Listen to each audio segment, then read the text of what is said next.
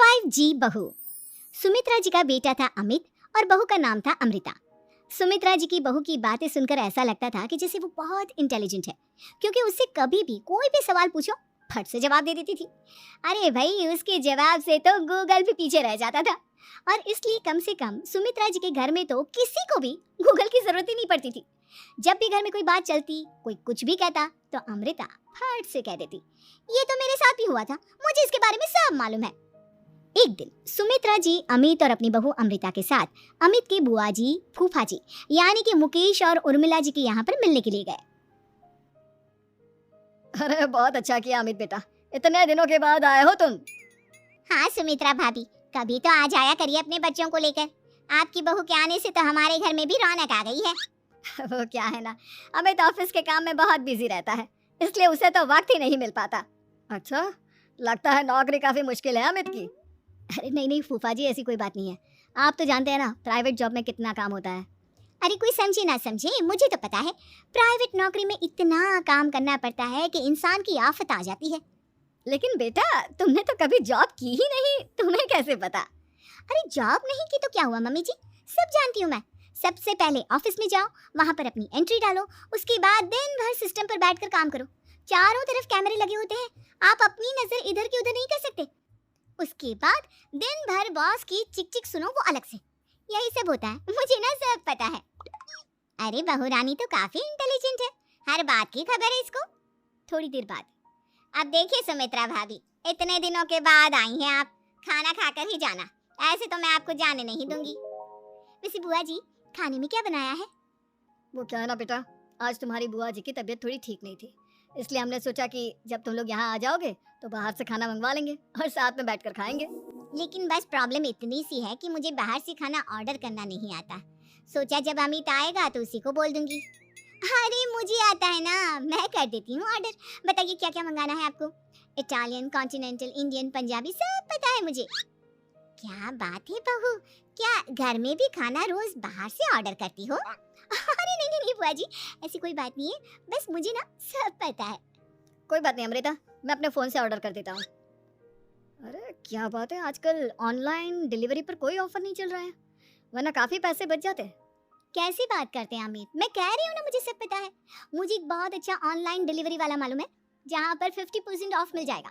और आज तो वैसे भी फ्राइडे है ना, फ्राइडे को तो उस पर 50-70% ऑफर मिलता ही मिलता है।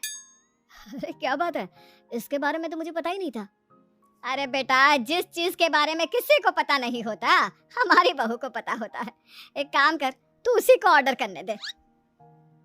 क्या बात है अमृता बेटा, तुम तो बहुत इंटेलिजेंट हो, सब कुछ जानती हो। कुछ दिनों के बाद सुमित्रा जी की कुछ सहेलियां उनसे मिलने के लिए आती हैं। अरे सुमित्रा बहन कैसी हो, बहू कैसी है तुम्हारी? अरे पूछिए मत, बहुत इंटेलिजेंट है मेरी बहू, सब कुछ जानती है। क्या बात है, बहू के आने के बाद तो औरतें दुखी हो जाती है, लेकिन तुम तो बहुत खुश लग रही हो। वो क्या है ना, मेरी बहू है ही इतनी अच्छी। अरे तो बुलाओ ना, हमारे साथ बैठेगी, बातें करेंगी तो हमें भी अच्छा लगेगा। सुमित्रा जी अमृता को बाहर बुलाती हैं और उसके बाद सब लोग बातें करने लगते हैं। क्या बताऊं, कुछ दिनों से घुटनों में इतना दर्द हो रहा है कि चला भी नहीं जाता। अब बुढ़ापे में तो ये सब चलता ही रहता है, क्या कर सकते हैं। आंटी जी आप योगा करिए, योगा और साथ में ना काले तिल खाया करिए, आपके घुटनों का दर्द भाग जाएगा। लेकिन तुमको ये सब कैसे पता बेटा? अरे मेरे भी घुटनों में दर्द होने लगा था, मैंने योगा किया और काले तिल के साथ गुड़ मिलाकर उनके लड्डू बनाकर खाए, एकदम ठीक हो गए हैं मेरे पैर। अमृता, ये तुम क्या कह रही हो? इतनी कम उम्र में तुम्हारे पैरों में दर्द कैसे हो सकता है? अरे मम्मी जी सच कह रही हूँ, एक बार अगर कोई ये नुस्खा अपना लेना बस मजा आ जाए। ठीक है बेटा, अगर तुम कहती हो तो मैं ये करके देखती हूँ। मुझे सब पता है आंटी जी, ये मेरे साथ हो चुका है, इसीलिए तो बता रही हूँ मैं आपको, ऐसे नहीं बताती किसी को। कुछ दिनों के बाद अमित अमृता को अपने दोस्तों के साथ घूमने के लिए ले जाता है। क्या यार, क्या जिंदगी हो गई है, सारा दिन ऑफिस का काम करते रहो, अपनी हेल्थ पर तो ध्यान ही नहीं दे सकते। अरे क्यों नहीं दे सकते अपनी हेल्थ पर ध्यान, सब दे सकते हैं, इंसान चाहे तो कुछ भी कर सकता है। क्या बात है भाभी, आप इतनी श्योरिटी के साथ कैसे कह सकती हैं? अरे आजकल ना एक से एक एप्लीकेशन है मार्केट में, और जानते हैं उसमें कुछ एक्सरसाइज तो ऐसी बताते हैं जिन्हें आप अपने ऑफिस में बैठे बैठे, मेरा मतलब लैपटॉप पर काम करते करते भी कर सकते हैं। अमृता, ऐसी एक्सरसाइज के बारे में तो मुझे भी नहीं पता था, तुम्हें कैसे मालूम? अरे मुझे सब पता है, हर चीज की खबर रखती हूँ मैं, जानते हैं ना आप। लेकिन ऐसी कौन सी एप्लीकेशन है और ऐसी कौन सी एक्सरसाइज है भाभी? एक मिनट, मैं आपको अपने मोबाइल में दिखाती हूँ। अरे वाकई में भाभी तो सही कह रही हैं। देखो यार, इस पे कितनी अच्छी एक्सरसाइज दिखाई गई है। अपनी चेयर पर बैठे बैठे एक्सरसाइज भी कर लो, काम भी और हेल्थ भी। वाह भाभी वाह, मजा आ गया। लेकिन अमृता, तुम्हें इस बारे में कैसे पता? अब मेरे साथ जो चीज हो चुकी है उसके बारे में तो मुझे पता होगा ही ना अमित। मतलब तुम कब ऑफिस में काम करने गई जो तुमने ऑफिस करते करते एक्सरसाइज की? मैं जो किचन में काम करती हूँ अमित, घर के काम, वो किसी ऑफिस के काम से काम है क्या? बस मैं भी वो सब करते करते इनमें से कुछ एक्सरसाइज ट्राई कर लेती हूँ, इसीलिए मुझे सब पता है। सही है यार, तुम तो बहुत इंटेलिजेंट हो। कुछ दिनों के बाद ये क्या है?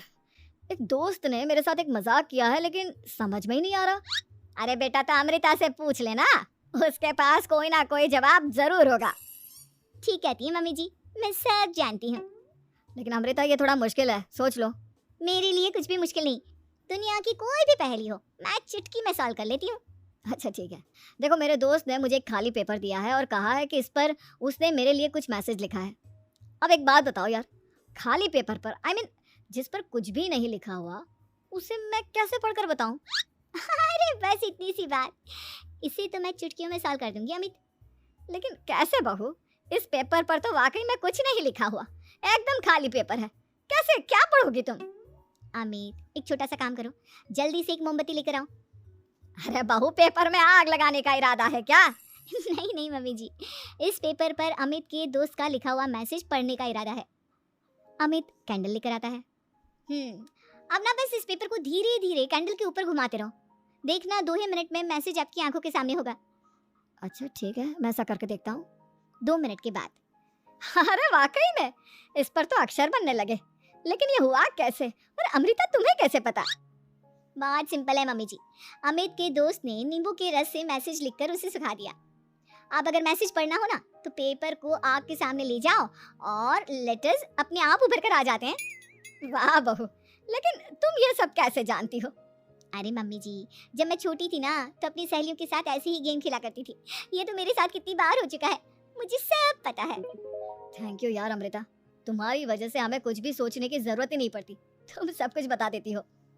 कुछ दिनों के बाद सुमित्रा जी को अमृता के प्रेग्नेंट होने की खुशखबरी मिलती है और सुमित्रा जी अमृता को डॉक्टर के यहाँ लेकर जाती है। देखिए सुमित्रा जी, आपकी बहू की तबीयत बिल्कुल ठीक है, किसी भी तरह की चिंता करने की कोई जरूरत नहीं है, लेकिन हाँ, उनको आयरन वाली डाइट खाने की बहुत जरूरत है। ठीक है डॉक्टर साहब, आप बता दीजिए मैं अपनी बहू को क्या क्या खिलाऊं ताकि उसकी तबीयत ठीक रहे और आने वाले बच्चे की भी। अरे मम्मी जी, इसमें डॉक्टर से पूछने की क्या जरूरत है, किशमिश है, अनार है, पालक है, ये सब खाना चाहिए, आयरन का लेवल बिल्कुल बराबर रहता है। अरे वाह, आपकी बहू तो सब कुछ पहले से ही जानती है। ये तो बहुत अच्छी बात है। देखो, आयरन के साथ तुम्हें कैल्शियम भी खाना होगा, जानती हूँ मैं। अगर आयरन की खाली सप्लीमेंट लेते हैं और कैल्शियम नहीं लेते तो बॉडी उसे अच्छे से एब्जॉर्ब नहीं कर पाती, सब पता है मुझे। बहू, ये भी मालूम है?